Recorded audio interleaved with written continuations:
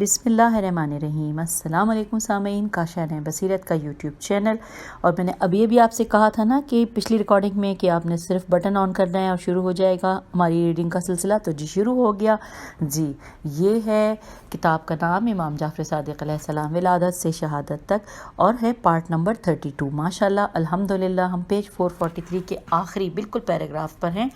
اور اس کو پڑھنے سے شروع کرنے سے پہلے میں اتنا بس بتا دوں آپ کو کہ جو لاسٹ ہم سب ہیڈنگ پڑھ رہے تھے وہ معتزد عباسی کی کتاب کے حوالے سے جو معاملات ہم پڑھ رہے تھے، اور جو پچھلا ایک چھوٹا سا پڑھ لیتے ہیں کہ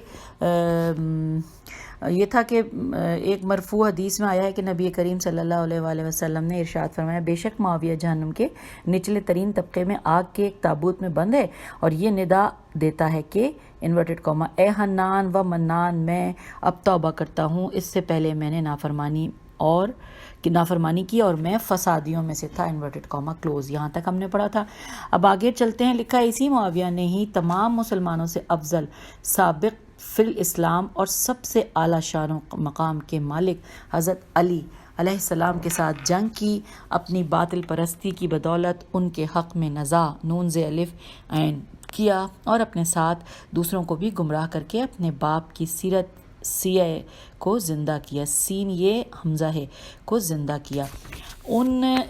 دونوں باپ بیٹے نے مل کر نور خدا کو خاموش کرنے کی سر توڑ کوشش کی، پیج 444، لیکن وہ شمع کیوں کر بجھ سکتی ہے جسے خدا نے روشن کیا تھا، اور انہی لوگوں کو سامنے رکھ کر رسول خدا صلی اللہ علیہ وآلہ وسلم نے حضرت عمار یاسر سے فرمایا تھا، انورٹڈ کاما، اے عمار تم کو باغی گروہ قتل کرے گا، تم انہیں جنت کی طرف بلاتے ہو اور وہ تم کو دوزخ کی طرف بلاتے ہوں گے، وہ دنیا کو ترجیح دیں گے، آخرت کا انکار کریں گے، اسلام کی فہرست سے ان کا نام خارج ہوگا، اور وہ خدا کی حرمت کا لحاظ نہ رکھنے والے ہوں گے، حتیٰ کہ اس گروہ کے فتنے کی وجہ سے بہت سے نیک مسلمان مارے جائیں گے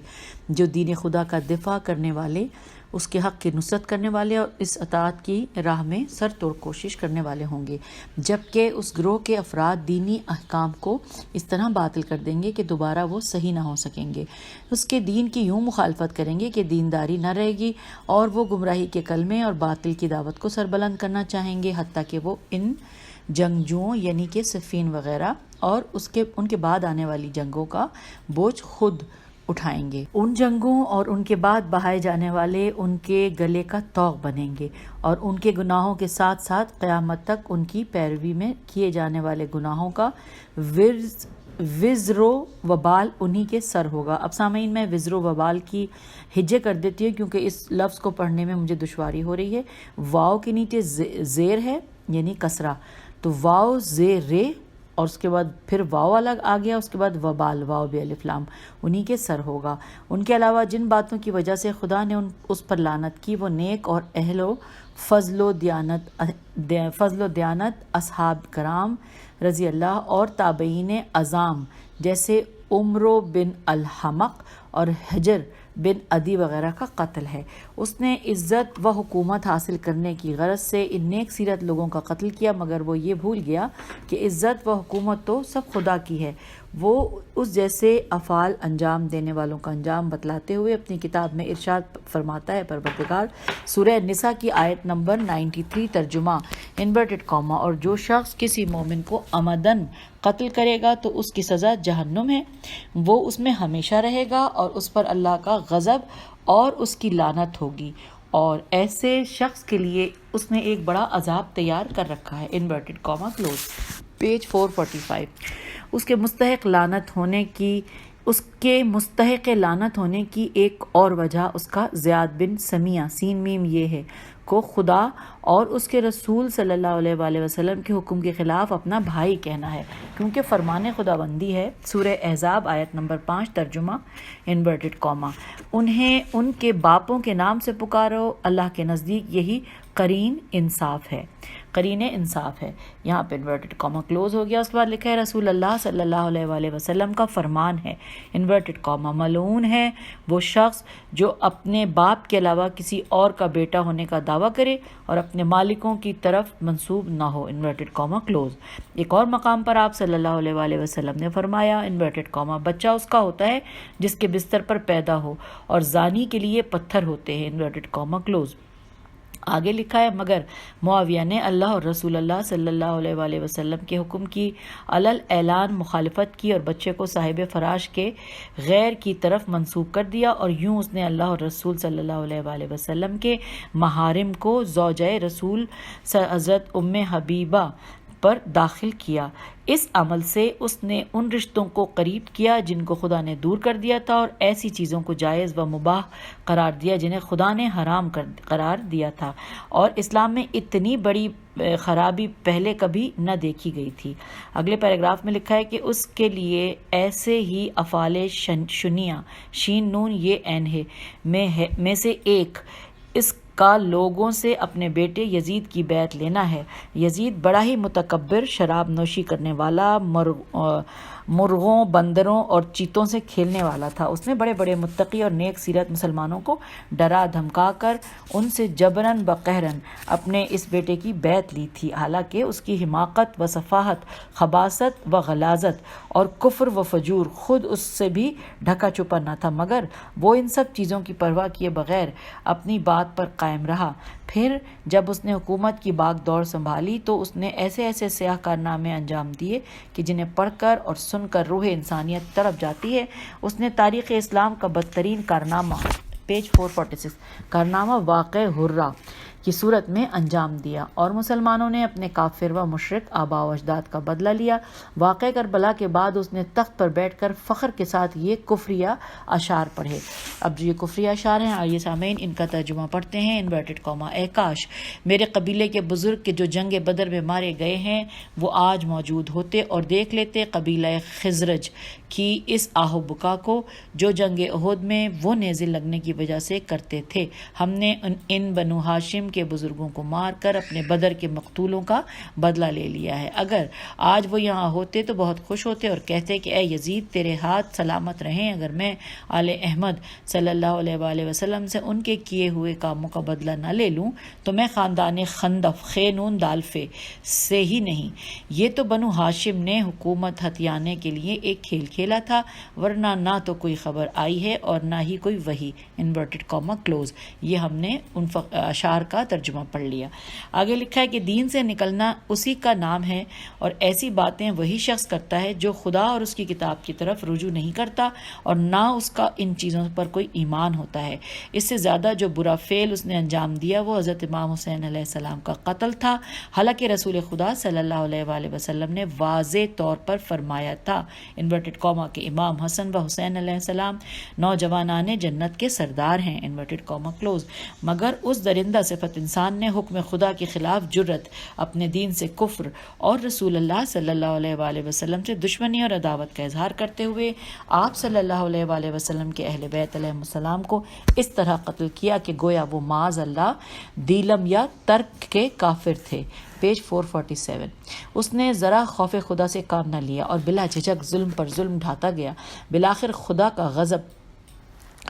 اس پر ٹوٹ پڑا اور اس کی موت نے اس کی ساری آسائشوں کو ختم کر دیا اور اس کی دائمی عذاب کا سلسلہ شروع ہو گیا۔ اس کے سیاہ دور سے بنی مروان کی حکومت تک کتاب خدا کی معاف کے معنی میں تبدیلی کی گئی، اس کے احکام کو معطل کیا گیا، خدا کا مال تصرفات میں لایا گیا، بیت اللہ کو منہدم کیا گیا، اس کی حرمت کو پامال کیا گیا، اس پر منجنیقوں کے ذریعے آگ برسائی گئی، اسے جلایا اور مسمار کیا گیا، اس کی حرمت کو مباح کیا گیا، اس کی طرف آنے والے کو قتل کیا گیا اور اس میں امن تلاش کرنے والوں کو ڈرایا اور بھگایا گیا۔ اگلے پیراگراف میں ہے کہ اے لوگو ان چیزوں سے رک جاؤ جن سے خدا تم سے ناراض ہوتا ہے، ان چیزوں کی طرف رجوع کرو جن سے خدا راضی ہوتا ہے، انہی چیزوں پر قناعت کرو جو اس نے تمہارے لیے منتخب کی ہیں، اور ان چیزوں سے اجتناب کرو جس سے اس نے تمہیں منع کیا ہے، پیروی کرو اس کی جو سیدھی راہ، روشن دلیل، واضح راستے اور اہل بیت علیہ السلام رحمت ہیں۔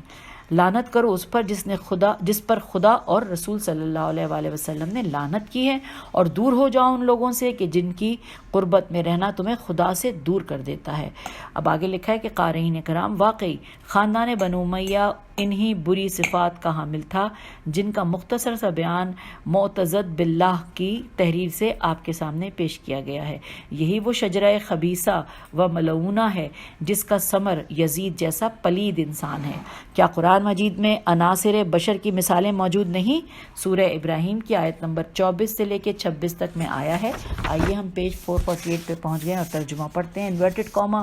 کیا آپ صلی اللہ علیہ وآلہ وسلم نے نہیں دیکھا کہ اللہ نے کیسی مثال پیش کی ہے کہ کلمہ طیبہ شجرہ طیبہ کی مانند ہے جس کی جڑ محفوظ گڑھی ہوئی ہے اور اس کی شاخیں آسمان تک پہنچی ہوئی ہیں، اور وہ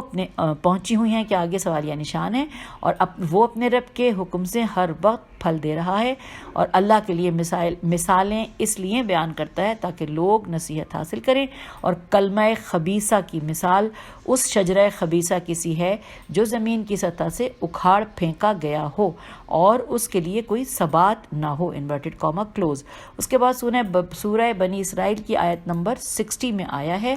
کہ ہم ترجمہ پڑھنے جا رہے ہیں انورٹڈ کاما کے، اور اے رسول صلی اللہ علیہ وآلہ وسلم وہ وقت یاد کریں جب ہم نے آپ صلی اللہ علیہ وآلہ وسلم سے کہا تھا کہ آپ کے رب نے لوگوں کو گھیر رکھا ہے، اور جو خواب ہم نے آپ صلی اللہ علیہ وآلہ وسلم کو دکھلایا ہے اور وہ درخت جسے قرآن میں ملعون ٹھہرایا گیا ہے اسے ہم نے صرف لوگوں کی آزمائش قرار دیا ہے، اور ہم انہیں ڈراتے ہیں مگر یہ تو ان کی بڑی سرکشی میں اضافے کا سبب بن جاتا ہے، انورٹڈ کاما کلوز۔ آگے لکھا ہے کہ انہی امویوں میں سے ایک حکم بن آس عین الف صاد رسول اللہ صلی اللہ علیہ وآلہ وسلم کا مذاق اڑایا کرتا تھا۔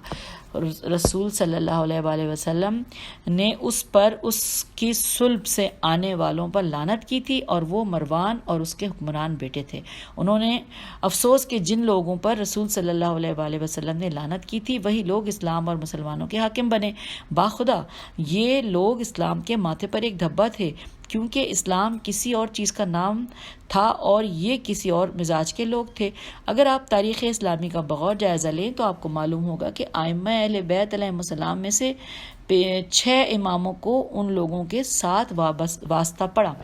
پیج 449، حضرت امام جعفر صادق علیہ السلام نے اپنی حیات مبارکہ کا پہلا نصف حصہ انہی لوگوں کے ساتھ گزارا، اور دوسرے نصف حصے میں ان سے بھی بدتر عباسی حکمرانوں کے سیاہ دور کا سامنا کیا۔ آپ علیہ السلام نے اموی حکومت کو ختم کرنے کے لیے اور ان کے شر سے نجات پانے کے لیے سر توڑ کوششیں کیں، اور ان میں سے صرف ابو مسلم خراسانی نے 8 لاکھ افراد کا قتل کیا۔ اب سامعین اگلی ہیڈنگ ہے امام صادق علیہ السلام اور تقیہ۔ آئیے جانتے ہیں، تقیہ کے حوالے سے پڑھنے کا مجھے بھی بہت شوق ہے۔ لکھا ہے یہاں ہم کچھ باتیں تقیہ کے بارے میں عرض کریں گے اور بعد میں اصل موضوع کو شروع کریں گے۔ اب سوال یہ ہے کہ تقیہ کہتے کسے ہیں؟ اب یہاں پہ لکھا ہے کہ جان لیجئے کہ اب یہاں پہ یہ ہے عربی کا میں پڑھ رہی ہوں۔ جان لیجئے کہ التقیاتو، اس کے بعد التقاتو اور التقوی تینوں وقع یقی سے مصادر ہیں، جیسا کہ کہا جاتا ہے کہ اتقاہو تقاتن و تقیتن، یعنی اس نے اسے ڈرایا اور خوف زدہ کیا، اور تقیہ سے مراد اشرار کے شر سے بچنے کے لیے عدم تقیہ کی صورت میں مشکلات میں مبتلا ہونے سے بچانے کے لیے عقیدے اور اعمال و افعال کو چھپانا ہے، جیسا کہ ارشاد خداوندی ہے سورہ غافر آیت نمبر 28، ترجمہ انورٹڈ کاما۔ اور آل فرعون میں سے ایک مومن جو اپنا ایمان چھپائے ہوئے تھا کہنے لگا، کیا تم ایسے شخص کو قتل کرنا چاہتے ہو جو کہتا ہے کہ میرا رب اللہ ہے، انورٹڈ کاما کلوز۔ اور یہ چیز تقیہ کے بالکل موافق اور انسانی فطرت سے میل کھاتی ہے۔ اب جب قرآن کی روح سے ہم تقیہ کو ثابت کر چکے ہیں، اب اس کے موارد کے بارے میں گفتگو کرتے ہیں۔ واضح رہے کہ تقیہ کے موارد ایک دوسرے سے بہت زیادہ مختلف ہوتے ہیں۔ مثلا جب کوئی مسلمان غیر اسلامی ملک میں ہو اور نماز جیسے اسلامی فرائض کی کھلے عام اجازت دہی اس کی جان جانے کا موجب ہو تو اسے چاہیے کہ وہ اپنی جان بچانے کی خاطر چھپ کر نماز پڑھے، مگر جب وہ اسلامی ملک میں ہی رہتا ہو اور اس کے بعض فقہی فروعات کے ساتھ دوسروں کے ساتھ اختلاف ہو، جیسے نماز میں ہاتھ باندھنا اور وضو میں پاؤں کا دھونا وغیرہ وغیرہ۔ پیج 450۔ بعض اوقات انسان کو حاکم وقت سے تقیہ کرنا پڑتا ہے اور بعض اپنے ہم مذہب لوگوں سے۔ ایسی صورت میں وہ نااہلوں سے بھی اپنی رائے کو چھپاتا ہے، حتیٰ کہ بعض صورتوں میں تو وہ اپنے گھر والوں کو بھی اپنی بات بتانے سے گریز کرتا ہے۔ اب ہیڈنگ ہے تقیہ از روئے عقل و شرع، شین رے عین ہے۔ لکھا ہے کہ اگر ہم غور کریں تو ہمیں معلوم ہوگا کہ عقل سلیم تقاضا کرتی ہے کہ انسان مشکل وقت میں تقیہ کا سہارا لے اور اپنی جان و مال اور عزت و آبرو کو مورد ضیاع زوادی الف عین بننے کے سے بچائے، اور جو شخص بوقت ضرورت تقیہ جیسی نعمت سے فائدہ نہ اٹھائے تو وہ عقلا اس پہ نہ پیش ہے نہ زبر ہے، لیکن عین قاف لام الف ہے۔ آپ مجھ سے زیادہ بہتر سمجھتے ہیں جو بھی سامعین ہیں، تو یہ عین قاف لام الف کی نظر میں قابل مذمت ہے۔ جہاں تک مسئلہ شریعت مقدسہ میں اس کے جواز یا عدم جواز کا ہے تو خداوند عالم نے خطرے اور نقصان سے بچنے کے لیے اس کی اجازت دی ہے، جیسا کہ سورہ آل عمران میں آیا ہے، آیت نمبر 28، ترجمہ انورٹڈ کاما۔ مومنوں کو چاہیے کہ وہ اہل ایمان کو چھوڑ کر کافروں کو سرپرست نہ بنائیں، اور جو کوئی ایسا کرے اس کا اللہ سے کوئی تعلق نہیں۔ ہاں اگر تم ان کے ظلم سے بچنے کے لیے کوئی طرز عمل اختیار کرو تو اس میں مذائقہ نہیں ہے، انورٹڈ کاما کلوز۔ تو معزز قارئین، آپ نے دیکھا کہ کس طرح مکمل وضاحت کے ساتھ کافروں کو مسلمانوں کے تقیہ کرنے کے جواز کو بیان کیا ہے۔ ایک اور مقام پر ارشاد خداوندی ہوتا ہے، سورہ نحل آیت نمبر 106، ترجمہ انورٹڈ کاما۔ ہم آ گئے ہیں پیج 451 پر۔ جو شخص اپنے ایمان کے بعد اللہ کا انکار کرے اس کے لیے سخت عذاب ہے، بجز اس شخص کے جسے مجبور کیا گیا ہو اور اس کا دل ایمان سے مطمئن ہو تو کوئی حرج نہیں، انورٹڈ کاما کلوز۔ آگے لکھا ہے کہ مفسرین کا کہنا ہے کہ الا من اکرہ وقلبہ مطمئن بالایمان ایک جماعت کے بارے میں نازل ہوئی ہے، اور وہ حضرت عمار رضی اللہ، آپ رضی اللہ کے والد گرامی حضرت یاسر رضی اللہ، آپ کی زوجہ محترمہ، اور حضرت عمار رضی اللہ کی والدہ حضرت سمیہ، سین میم یہ ہے، اور دوسرے لوگ تھے۔ حضرت عمار کے والدین کو قتل کر دیا گیا، مگر حضرت عمار نے ان کی مرضی کی باتیں کہہ دیں، اور خداوند عالم نے یہ خبر اپنے رسول صلی اللہ علیہ وآلہ وسلم تک بذریعہ وحی پہنچا دی۔ اس کے بعد لوگوں نے کہنا شروع کر دیا کہ معاذ اللہ حضرت عمار کافر ہو گئے ہیں۔ جب لوگوں کی آواز رسول خدا صلی اللہ علیہ وآلہ وسلم تک پہنچی تو آپ علیہ السلام نے ارشاد فرمایا، انورٹڈ کاما، نہیں ہرگز ایسا نہیں ہے، عمار رضی اللہ سر سے پاؤں تک ایمان سے بھرے ہوئے ہیں، اور ایمان ان کے گوشت پوست کے ساتھ ملا ہوا ہے، انورٹڈ کاما کلوز۔ اس کے بعد کچھ دیر بعد حضرت عمار روتے ہوئے بارگاہ رسالت صلی اللہ علیہ وآلہ وسلم میں حاضر ہوئے۔ آپ صلی اللہ علیہ وآلہ وسلم نے ان سے پوچھا، تمہارے پیچھے کیا ہے؟ حضرت عمار نے کہا، میرے پیچھے شر ہے یا رسول اللہ، جب تک میں نے آپ کی برائی کی اور ان کے بتوں کی تعریف نہ کی تو انہوں نے مجھے نہ چھوڑا۔ رسول خدا حضرت عمار کی آنکھوں کو پونچھنے لگے، اور آپ صلی اللہ علیہ وآلہ وسلم نے فرمایا، اگر وہ پھر بھی تمہیں ایسا کہنے پر مجبور کر دیں تو کہہ دینا۔ اس پر سورہ النحل کی یہ آیت نازل ہوئی، جو کہ ہم اس وقت حوالہ اس میں لکھا ہے تفسیر مجمع البیان۔ تو پھر نیچے لکھا ہے سورہ آل عمران کی اس آیت، یعنی الا ان تتقوا منہم تقاتن کے ذیل میں مفسر تبرسی لکھتے ہیں، پیج 452 تبرسی لکھتے ہیں، اس کا مطلب یہ ہے کہ اگر کفار غالب اور مومنین مغلوب ہوں اور مومنوں کو ان کے ساتھ موافقت اور حسن معاشرت ظاہر نہ کرنے میں کسی خوف کا سامنا ہو تو ایسی صورت میں تقیہ کرتے ہوئے فقط زبان سے ان کی محبت کا اظہار کیا جا سکتا ہے، تاکہ انسان کا عقیدہ بھی خراب نہ ہو اور خطرہ بھی اس سے ٹل جائے۔ یہ آیت دلالت کرتی ہے کہ جان کے خطرے کی صورت میں تقیہ کرنا جائز ہے۔ ہمارے علماء کہتے ہیں کہ تقیہ ضرورت کے وقت تمام حالات میں جائز ہے، اور بعض اوقات خدا کی جانب سے زیادہ مہربانی اور شفقت کی صورت میں انسان پر واجب بھی ہو جاتا ہے، اور یہ مومن کو قتل کرنے اور ان امور میں جائز نہیں ہوتا جن کی وجہ سے دین میں فساد کا یقین یا غالب گمان ہو۔ اگلے پیراگراف میں لکھا ہے شیخ مفید علیہ الرحمہ ارشاد فرماتے ہیں کہ یہ تقیہ کبھی واجب ہوتا ہے، کبھی فرض ہوتا ہے، کبھی واجب تو نہیں ہوتا مگر جائز ہوتا ہے، کبھی اسے ترک نہ کرنا افضل ہوتا ہے اور کبھی اس کا ترک کرنا افضل ہوتا ہے، اگرچہ اس صورت میں بھی اس کا فاعل معذور اور بخشش پانے والا ہوتا ہے اور ملامت کو ترک کرنے کی وجہ سے اس پر مہربانی کی جاتی ہے۔ شیخ ابو جعفر طوسی تاب نجات فرماتے ہیں، تاب جرا، دوبارہ پڑھتی ہوں، شیخ ابو جعفر طوسی تابا، توئے الف اور بے پہ بھی زبر ہے اور پھر یہ رے الف ہے، تاب جراح فرماتے ہیں روایت کا ظاہر بتاتا ہے کہ جب جان کا خطرہ ہو تو یہ واجب ہو جاتا ہے اور اس صورت میں حق کو ظاہر کرنے کی رخصت بھی روایت کی گئی ہے۔ حسن سے روایت کیا ہے کہ مسیلمہ، میم سین یہ لام میم ہے، مسیلمہ کذاب نے رسول خدا صلی اللہ علیہ وآلہ وسلم کے 2 صحابیوں کو پکڑ لیا اور ان میں سے ایک سے کہا کیا تم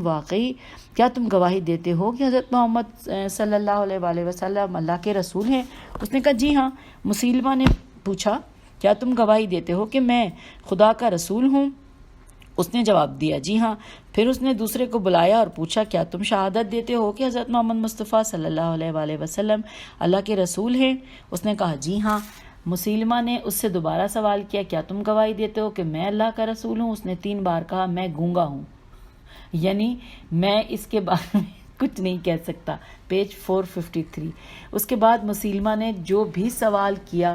اس نے یہی جواب دیا اور آخر میں اس نے اسے قتل کر دیا۔ جب یہ خبر رسول خدا صلی اللہ علیہ وآلہ وسلم کے پاس پہنچی تو آپ صلی اللہ علیہ وآلہ وسلم نے فرمایا ان میں سے جو قتل ہوا ہے تو وہ اپنے صدق و یقین کی راہ پر چلا ہے، اس نے اپنا فضل و مرتبہ حاصل کر لیا ہے اور یہ اس کے لیے بہت ہی خوب ہے، اور جہاں تک دوسرے کی بات ہے تو اس نے خدا کی رخصت کو قبول کیا ہے اور اس پر کچھ گناہ نہیں ہے۔ حوالہ ہے تفسیر مجموع البیان۔ پھر لکھا ہے قارئین کرام واضح رہے کہ کافروں کی اکثریت اور مسلمانوں کی اقلیت کی صورت میں مسلمانوں کے لیے تقیہ جائز یا واجب ہوتا ہے، اسی طرح جب صحیح العقیدہ لوگ باطل کی اکثریت میں آ جائیں تو ان کے لیے تقیہ کرنا جائز ہوتا ہے اور بعض صورتوں میں واجب ہوتا ہے۔ اب اگلی ہیڈنگ ہے شیعہ اور تقیہ۔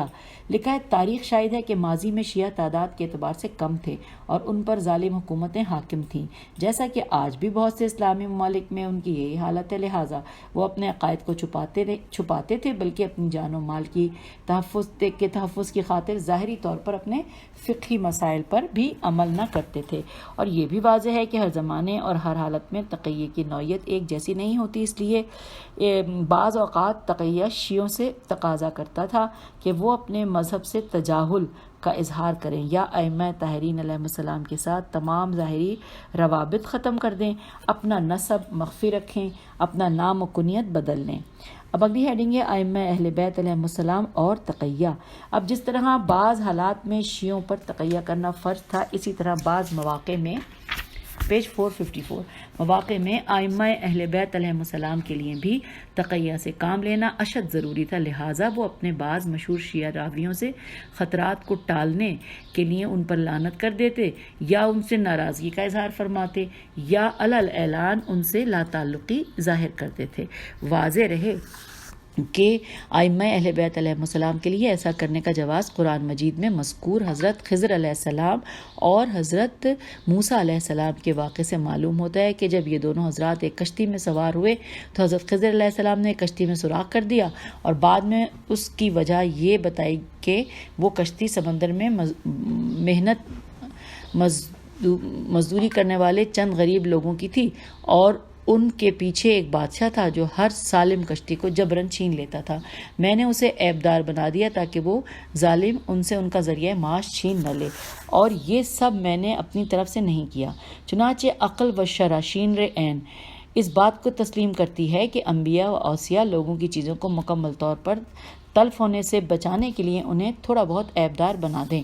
اگلا پیراگراف ہے کہ اسی قاعدے کی روح سے ائمہ طاہرین علیہ السلام اپنے بعض اصحاب علیہم الرضوان کو یہ بات بتاتے تھے کہ ہم بسا اوقات ظاہری طور پر تمہاری مذمت کرتے ہیں تاکہ ظالم حکمرانوں تک یہ بات پہنچ جائے کہ امام علیہ السلام نے فلاں شیعہ کی مذمت کر دی ہے، لہٰذا اس کا شیعہ مذہب کے ساتھ کوئی تعلق نہیں ہے، اس سے ہمارا مقصد صرف تمہاری جان و مال کا تحفظ کرنا ہوتا ہے۔ اسی طرح ائمہ طاہرین علیہ السلام بعض احکام شریعہ میں بھی تقیے سے کام لیتے تھے، کیونکہ ان ادوار میں حکومتی فقہا اور قاضیوں کی آراء کو چیلنج کرنا کوئی کام آسان نہ تھا۔ اسی لیے ائمہ طاہرین علیہ السلام اپنے شیعوں کو ان فقہا کی آراء کے مطابق احکام بتاتے تھے، اور ائمہ طاہرین علیہ السلام اور ان کے شیعوں کی یہ تمام تر کوششیں صرف خط شیعہ کی حفاظت اور اس کی بقا کے لیے ہی تھی۔ اب سامعین، اگلی ہیڈنگ ہے کہ صادق آل محمد علیہ السلام کے دور میں تقیے کی نوعیت۔ آئیے اس کو پڑھتے ہیں۔ لکھا ہے قارئین کرام، دوسرے ائمہ طاہرین علیہ السلام کی طرح سرکار صادق علیہ السلام کا زمانہ بھی آپ علیہ السلام اور آپ کے شیعوں کے لیے بے حد سخت تھا۔ پیج 455 پہ ہم آ گئے۔ بے حد سخت تھا۔ آپ علیہ السلام اور آپ کے شیعہ ہر وقت طاغوتوں اور ظالم و جابر حکمرانوں کی کڑی نگرانی میں رہتے تھے۔ مصادر احادیث میں روایات کا ایک بڑا ذخیرہ موجود ہے جو اس زمانے کے حالات کی عکاسی کرتا ہے۔ ہم یہاں پر قارئین کی خدمت میں ان میں سے بعض احادیث پیش کرتے ہیں۔ نمبر 1، داؤد بن حسین ہے سواد یہ نون کا بیان ہے کہ ہمارے ایک شیعہ راوی بتاتے ہیں کہ ابو عباس صفاسین فعلف ہے کے زمانے میں امام جعفر صادق علیہ السلام ہیرا میں موجود تھے۔ یہ رے موجود تھے۔ میں آپ علیہ السلام کی خدمت میں حاضر ہوا۔ اس دن لوگ روزے میں شک کر رہے ہیں اس دن لوگ روزے میں شک کر رہے ہیں، حالانکہ خدا کی قسم وہ رمضان المبارک کا پہلا روزہ تھا۔ میں نے امام کو سلام کیا۔ امام علیہ السلام نے فرمایا، اے بندے خدا، کیا آج تم روزے سے ہو؟ میں نے عرض کیا، نہیں۔ اس وقت امام علیہ السلام کے سامنے کھانا موجود تھا۔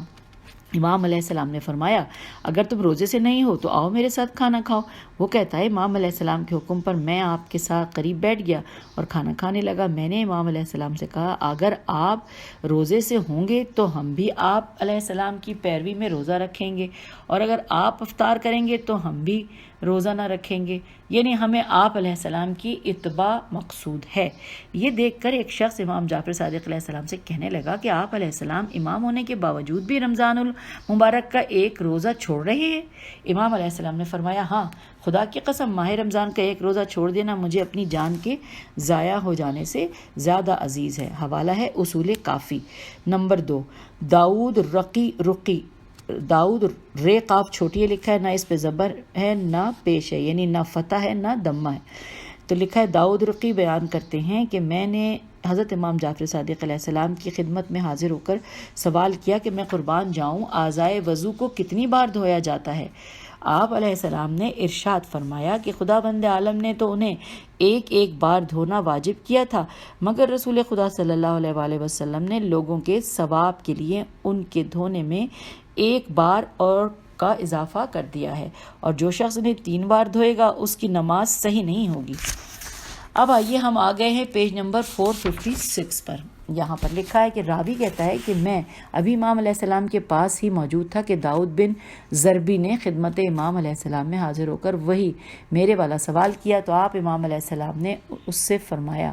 کہ تمام اعضاء کو 3 بار دھونا ہے، جو اس سے کم مرتبہ دھوئے گا اس کی نماز نہیں ہوگی۔ راوی کہتا ہے کہ جب میں نے امام علیہ السلام کا یہ جواب سنا تو میں گھبرا سا گیا، اور قریب تھا کہ شیطان میرے دل میں کوئی وسوسہ پیدا کر دیتا۔ جب امام علیہ السلام نے میرا رنگ اڑا ہوا دیکھا تو فرمایا، اے داؤد، خود کو سنبھالو، یہی تو کفر یا گردن زنی ہے۔ راوی کہتا ہے کہ اس کے بعد ہم نے امام علیہ السلام سے اجازت چاہی اور امام علیہ السلام کی محفل سے باہر آ گئے۔